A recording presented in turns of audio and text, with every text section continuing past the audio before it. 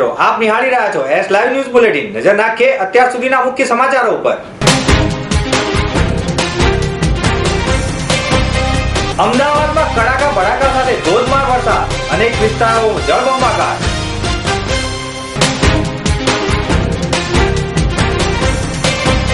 ભાજપ માટે મોદી ભસ્માસુર, મોઢવાડિયાનો આક્ષેપ।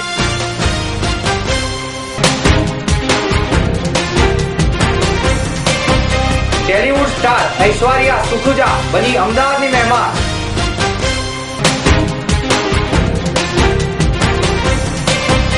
મેદસ્વીતાની સારવારમાં પ્રથમવાર 3D લેપ્રોસ્કોપીનો ઉપયોગ।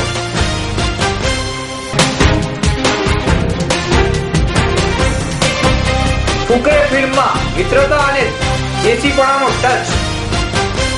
અમદાવાદમાં ગત મોડી રાત્રે વીજળીના કડાકા ભડાકા સાથે મુશળધાર વરસાદ તૂટી પડ્યો હતો।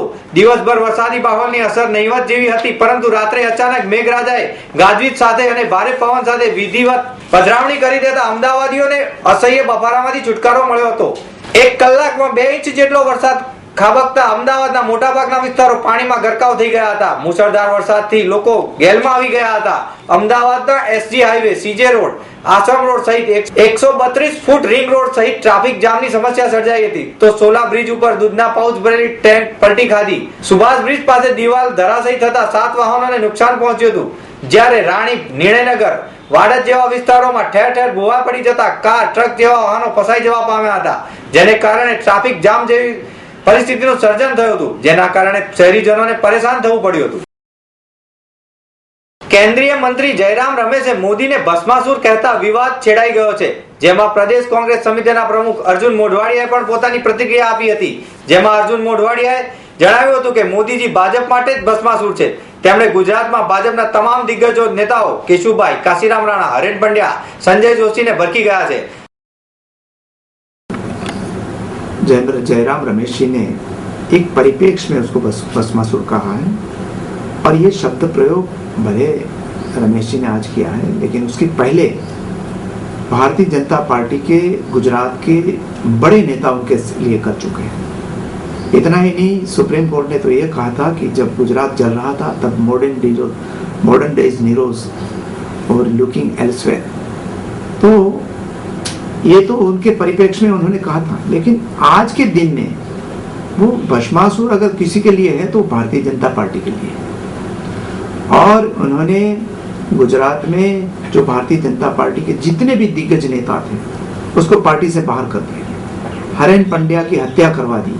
इसलिए ही कल ही जागृतिबेन पंड्या, जो हरेन पंड्या की धर्मपत्नी है, उन्होंने उनके लिए उससे भी ज्यादा कड़क निंदा की है।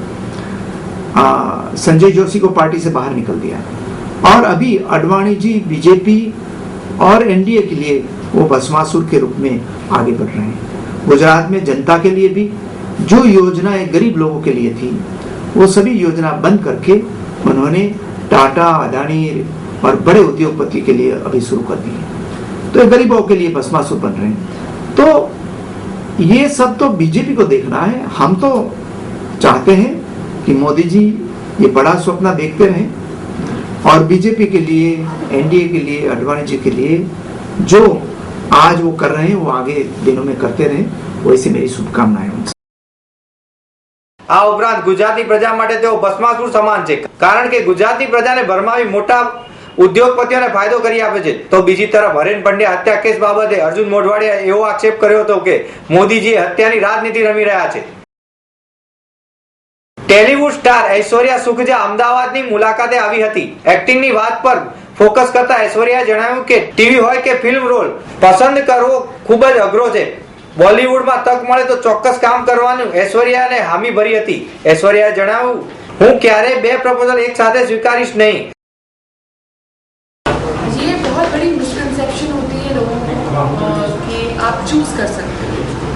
हम जितने भी लोग हैं बॉम्बे में जो इस इंडस्ट्री में हैं, लड़कियां हो लड़के हो, वो सब एक्टिंग फिल्मों में ही करना चाहते हैं। टेलीविज़न अब बहुत बड़ा मीडियम बन गया है, तो टेलीविज़न भी हम लोगों ने देखना शुरू कर दिया। ऐसा नहीं है कि मुझे मूवीज़ आई और मैंने कहा नहीं मुझे मूवीज़ नहीं करनी है, मैं सिर्फ टीवी करूँगी। इट्स जस्ट दैट टीवी मुझे पहले मिला और बहुत ब्यूटीफुली मिला, तो मैंने उसे एक्सेप्ट किया, टीवी ने मुझे एक्सेप्ट किया, मैंने वो भी करूँगी। ઐશ્વર્યાએ જમ્મુ કાશ્મીર થી લઈ કન્યાકુમારીની સફર કરી છે. ગુજરાતમાં પણ ઐશ્વર્યાએ 3 વર્ષ જેટલો સમય વિતાવ્યો છે. ઐશ્વર્યા હાલ એક રિયાલિટી શોને હોસ્ટ કરી રહી છે. એશિયન બેરિયાટ્રિક્સ ના પ્રસિદ્ધ bariatric surgeon doctor Mahendra Narwadiya Sanjay પાટોલિયાએ 3D લેપ્રોસ્કોપિક ટેકનોલોજીનો ઉપયોગ કરી અતિશય મેદસ્વીતાના દર્દીઓને વધુ કાર્યક્ષમ સારવાર માટે જર્મનીની એસયુ ક્લુબ એકેડેમી સાથે સમજૂતી કરાર કર્યા છે. આ કરાર તેમને વજન ઘટાડવાની અદ્યતન સર્જરીની તાલીમ આપવા માટે માન્યતા આપશે. બેરિયાટ્રિક સર્જન મહેન્દ્ર નારવાડિયાએ જણાવ્યું કે હાથથી ઉપયોગ કરાતા ટૂલ્સ, મેન્યુઅલ ઓપરેશન અને high profile 3D robotic procedure વચ્ચેની ઉણપ નિવારવામાં 3D લેપ્રોસ્કોપી મશીન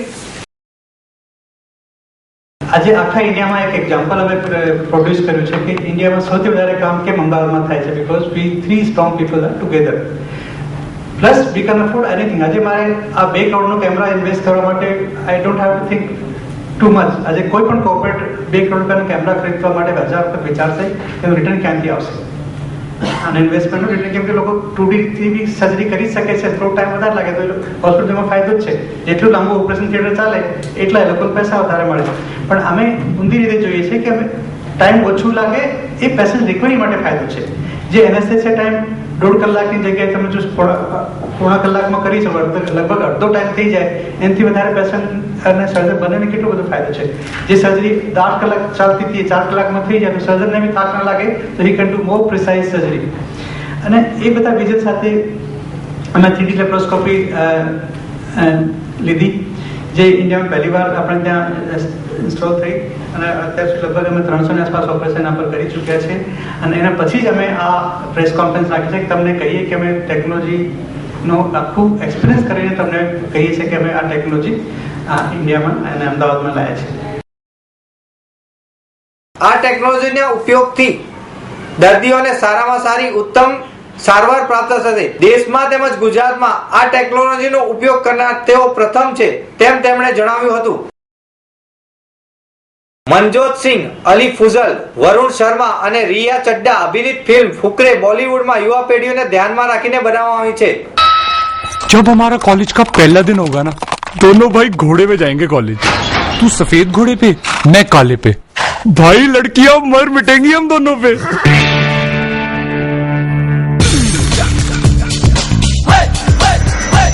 No पैसा, no hope, no लड़की, no scope.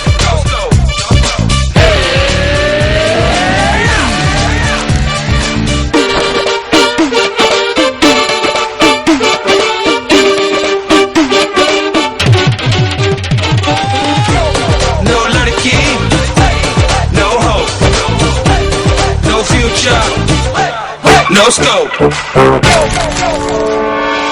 एक झांफाड़ आइडिया अपने पास. ये जो चूचा है ना अपना, ये रात को सपना देखता है और सुबह उठ के मैं इसके सपने को अरोड़ मरोड़ के लॉटरी का एक नंबर बनाता हूँ.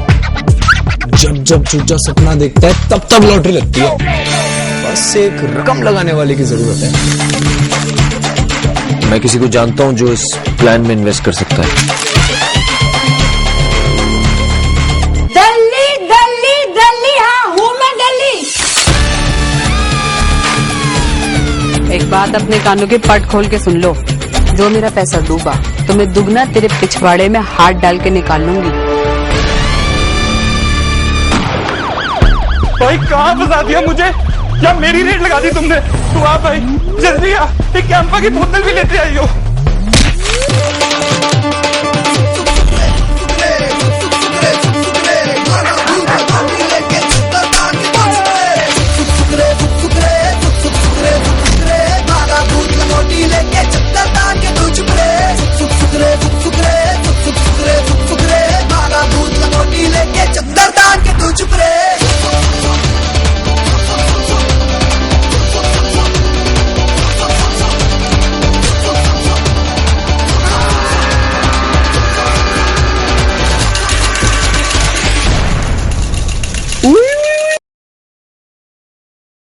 ફિલ્મમાં મિત્રતાની વાર્તાને ફોકસ કરવામાં આવી છે. ફુકરેમાં 4 મિત્રોની વાર્તા છે, જેનો અર્થ એ થાય છે કે ખાલી ફિલ્મમાં હીરો શોર્ટકટ દ્વારા ધનવાન બનવા પ્રયાસ કરે છે, જેથી તે મુશ્કેલીમાં મુકાય છે. ફિલ્મમાં થોડો ટ્રેડિશનલ ટચ પણ આપવામાં આવે છે. ફિલ્મની કથામાં પૂર્વ દિલ્હી અને NCR ની પૃષ્ઠભૂમિકા વણી લેવાઈ છે. ફિલ્મમાં તમામ મુખ્ય કલાકારો હિન્દી અને પંજાબી ભાષામાં વાતચીત કરતા જોવા મળે છે. ફિલ્મ સિનેપોલિસ જેવા ભવ્ય થિયેટરમાં એક વાર નિહાળવા જેવી ખરી. તો મિત્રો, આ હતા અત્યાર સુધીના મુખ્ય સમાચાર. સમાચારની ખાસ ગતિવિધિ માટે આપ નિહાળતા રહો S Live ન્યૂઝ બુલેટિન. નમસ્કાર.